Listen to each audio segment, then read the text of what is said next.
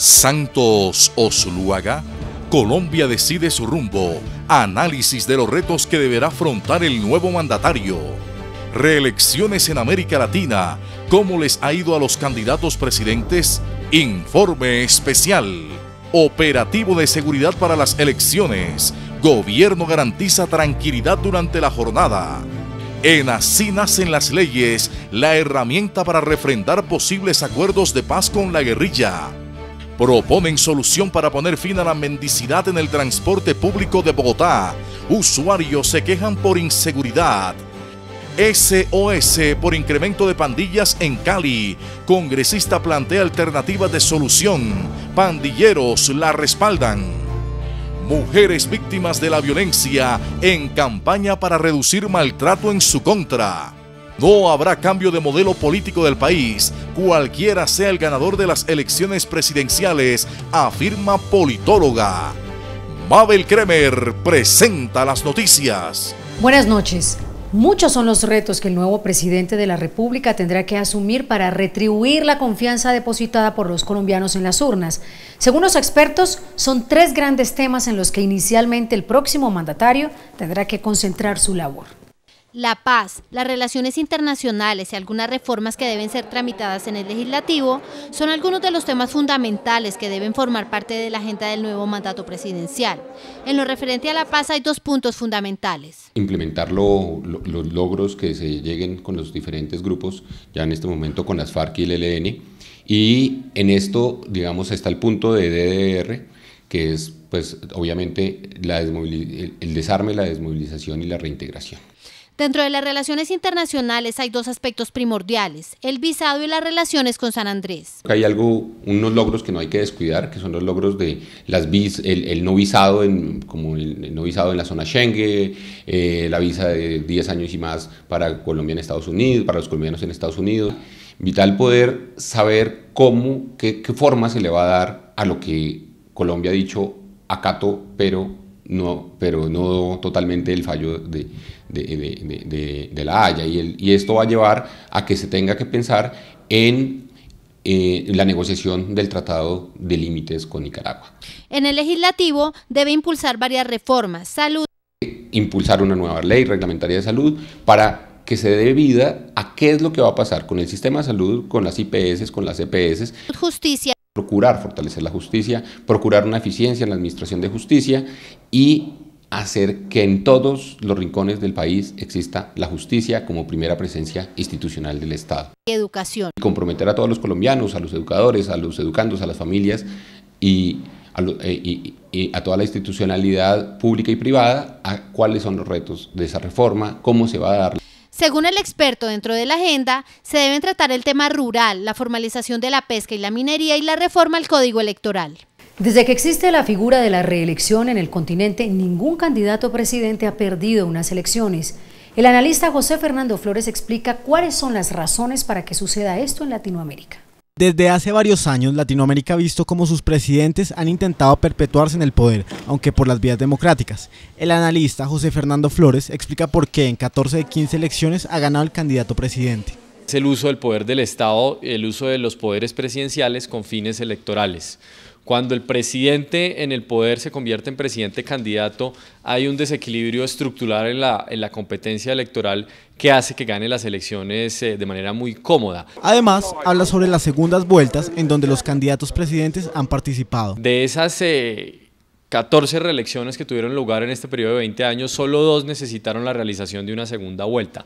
En el resto de casos, el presidente ganó cómodamente las elecciones desde la primera vuelta. Este domingo se sabrá si el candidato presidente Juan Manuel Santos puede hacerse reelegir y seguir con esta tendencia.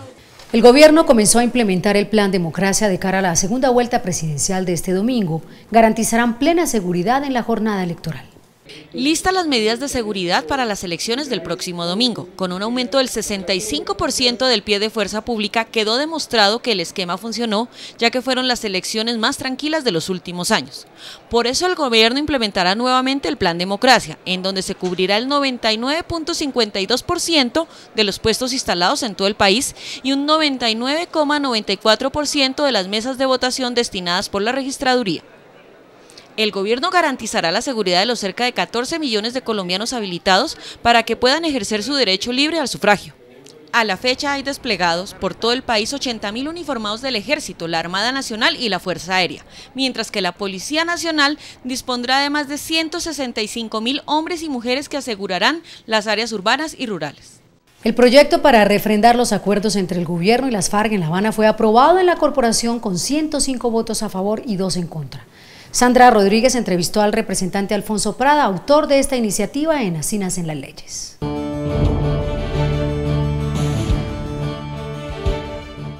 Así lo decidió la Cámara de Representantes, que le incluyó 2 artículos nuevos al proyecto con el que el gobierno pretende que dicho referendo pueda realizarse en forma independiente o simultáneamente en las elecciones ordinarias.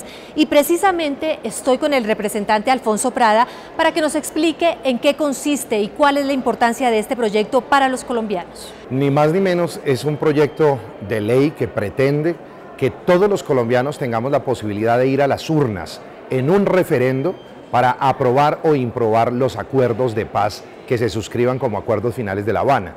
Se ha debatido demasiado sobre si los acuerdos van a ser buenos o malos para Colombia, si van a permitir o no van a permitir la participación política de las FARC, por ejemplo, en la vida democrática colombiana.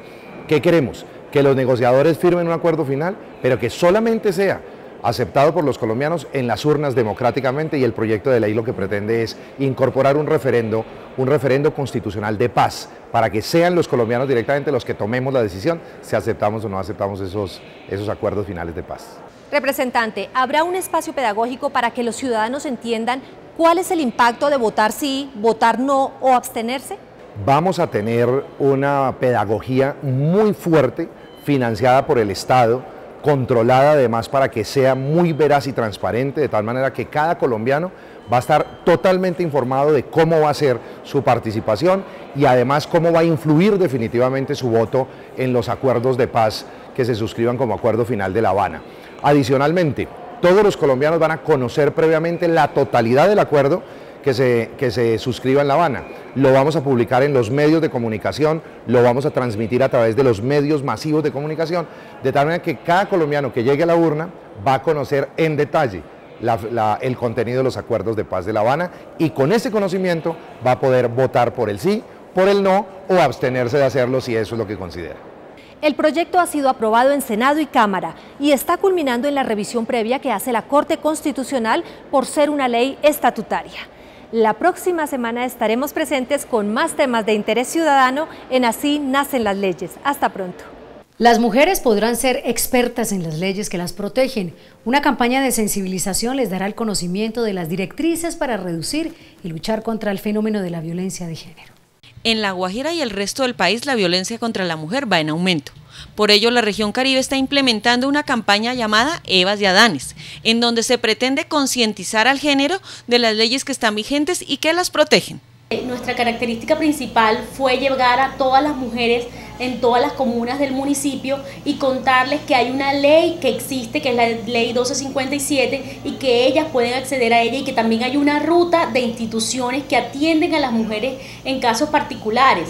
La meta es que ellas denuncien los maltratos a los que son sometidas por parte de sus parejas o familiares. La campaña Evas y Adanes, Ni Una Más, tiene como objetivo visibilizar la problemática de la violencia en contra de las mujeres en La Guajira, en el Caribe colombiano y en todo el país.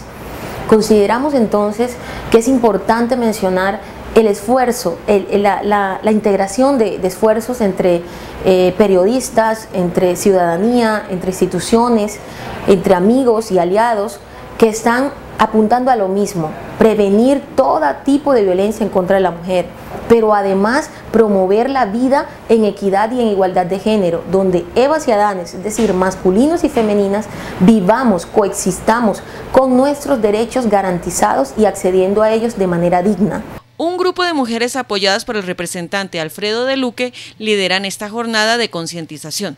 Bueno, resultan preocupantes los casos de maltrato hacia las mujeres en La Guajira, debido no solo a su número, sino también a la intensidad con que se hace. La violencia a la mujer ha llegado a extremos de que incluso son sometidas a torturas y luego asesinadas junto con sus hijos de menores de 1 año, como sucedió hace algún tiempo.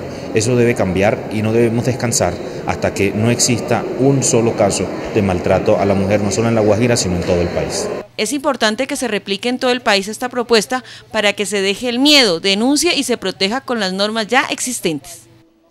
El pandillismo sigue azotando a la ciudad de Cali. Las riñas, la violación de las fronteras invisibles y el cobro de cuentas entre bandas ha dejado alrededor de 60 menores muertos en lo que va corrido del año.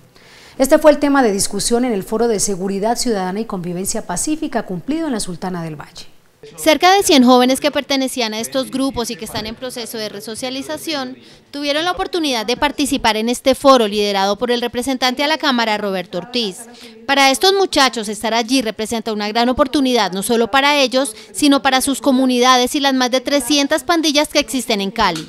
Nosotros podemos acercarnos hacia los entes donde posiblemente podemos encontrar soluciones a nuestras problemáticas. De ahí parte de que nosotros, los barrios de nosotros son los directamente afectados, entonces pues lo ideal es saber cuáles son los proyectos, cuáles son los planes para mejorar esto, en cuanto a la violencia, en cuanto a la educación de nuestra juventud. Nosotros participamos dándole la información a los demás compañeros de nosotros. Estos jóvenes seguirán siendo invitados a participar en este tipo de eventos para que se conviertan en multiplicadores y formen parte de la búsqueda de la solución a problemas que los afectan directamente, como el pandillismo. Estos foros lo que están abriendo es la posibilidad de que los jóvenes sean tenidos en cuenta, de que ellos vengan y escuchen y le lleven el mensaje a sus compañeros de barrio. A este evento asistieron el vicepresidente de la República, Angelino Garzón, el ministro de Defensa, Juan Carlos Pinzón, algunos magistrados de las Cortes y funcionarios de entidades de control. Devolver la confianza y reactivar las relaciones comerciales de frontera entre Colombia y Venezuela es el objetivo de un acuerdo que se discute en la Cámara de Representantes. Ampliar las exportaciones hacia el hermano país y buscar mecanismos que mitiguen la crisis actual se plantea en el Congreso. Debido a la crisis que atraviesan los departamentos de frontera con Venezuela, la Cámara estudia un acuerdo de alcance parcial que mitigue los efectos de la crisis económica en el vecino país. Y es que beneficia con toda la claridad a aquellos habitantes de los departamentos que viven en regiones de frontera con Venezuela. Les va a dar posibilidades para que puedan hacer intercambios comerciales sin las dificultades de las persecuciones por parte de las aduanas de ambos países. El proyecto busca mejorar las relaciones comerciales entre las dos naciones y lograr acuerdos en el pago de deudas que tienen prácticamente quebrados a los comerciantes colombianos. Sirve con toda contundencia a quienes hoy, por ejemplo, habitantes del norte de Santander, se han quejado porque su economía, su sustento dependía de algunos negocios que se hacían pequeños entre ciudadanos de ambas naciones. Creo que es un acuerdo muy interesante que va a beneficiar a ambos países, pero que en especial reconoce la realidad que hoy se vive en nuestros departamentos de frontera con el vecino país de Venezuela. Se pretende también buscar nuevos frentes para las exportaciones y devolver la confianza a los empresarios nacionales. En un verdadero dolor de cabeza se ha convertido el uso del transporte público para muchos bogotanos. La presencia de mendigos, vendedores ambulantes y todo tipo de personas que bajo diversas excusas se dedican a pedir dinero al interior de estos vehículos tiene desesperados a los capitalinos. Denuncian Noticias Cámara de Representantes. El transporte público es de pasajeros, es para los pasajeros, no para todos aquellos que consideran que los buses de transporte público son un lugar para vender, para ejercer la mendicidad. Esta es la preocupación del representante a la Cámara, Miguel Gómez Martínez, debido a que esta actividad es una de las que no permite que los pasajeros se sientan seguros ni tranquilos en el sistema de transporte. Es bastante incómodo y además el sueldo no le alcanza a uno para darle limosna a todo el mundo. Eso se presta y se ha prestado para muchas cosas, para robos, atracos. Ya de por sí andamos estresados todos con el tema de la inseguridad en las calles y tener que convivir de pronto con un ladrón dentro del transporte público es una situación bien angustiante para todos. Ya es un negocio que ellos tienen para hacer la plata. Y aunque la Constitución colombiana defiende a la libertad al trabajo y las personas tienen derecho a rebuscarse la vida, hay que tener claro que la mendicidad no es un empleo. El transporte público necesita imponer condiciones de seguridad para que los usuarios puedan disfrutar del servicio tranquilamente. No puede ser que todos los días, por la mañana y por la tarde, un ciudadano tenga que pagar el peaje que le impone un mendigo que ha encontrado en el transporte público, digamos, la mejor plataforma para conseguir dinero. Eso no es justo. Para el congresista esta labor debe empezar desde los mismos conductores de los vehículos. Después del 20 de julio, los representantes electos discutirán importantes proyectos de ley para el país. Aquí les presentamos